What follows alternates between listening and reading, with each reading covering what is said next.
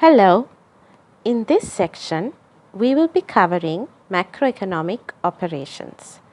Economics is divided into microeconomics and macroeconomics. Micro means small, macro means big. Microeconomics studies individual economic units, whereas macroeconomics studies economic aggregates. For example, in microeconomics, we will study the total production of oranges for a year, whereas in macroeconomics, we will study the total output produced in a year by all the sectors of the economy. That is, the gross domestic product of the economy. An economy will mainly have 5 macroeconomic objectives, that is, full employment, economic stability, equity, economic growth, and sustainable development.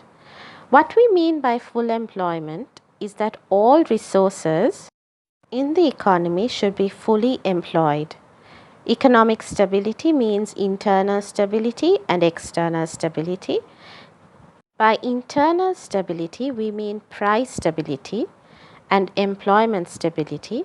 By external stability, we mean stability of the exchange rate. By equity, we mean an equitable distribution of income. And economic growth is measured by the growth in GDP or the growth in real output, and eventually sustainable development. Sustainable development is achieved by achieving economic development at present without compromising the needs of the future generations. Macroeconomic variables are the variables that are used to measure economic performance. These variables are aggregate output, employment level, general price level, exchange rate, interest rate, and balance of payments. It is these macroeconomic variables that are used to measure the macroeconomic objectives. So whenever macroeconomic variables do not reach expected levels, we have macroeconomic problems. These problems are economic recessions and economic expansions, unemployment and inflation. Macroeconomic fluctuations can be shown with the help of a business cycle.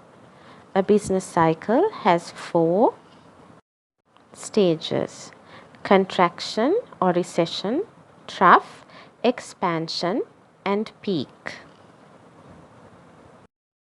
Showing this in a diagram, we have real gross domestic product on the y-axis and time on the x-axis.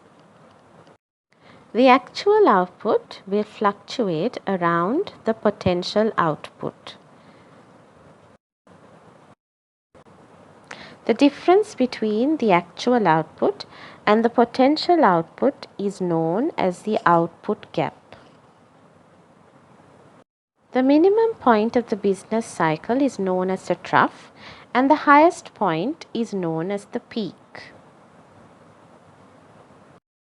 The stage from a trough to the peak is known as expansion, and the stage from a peak to a trough is known as contraction. This can be seen on the diagram.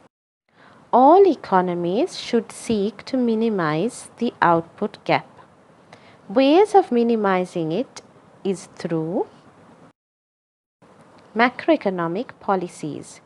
These policies are monetary policies, fiscal policies, supply side policies, foreign aid policies, and income policies. Hope you got a brief idea about macroeconomic operations. Stay tuned for more on macroeconomics. Bye.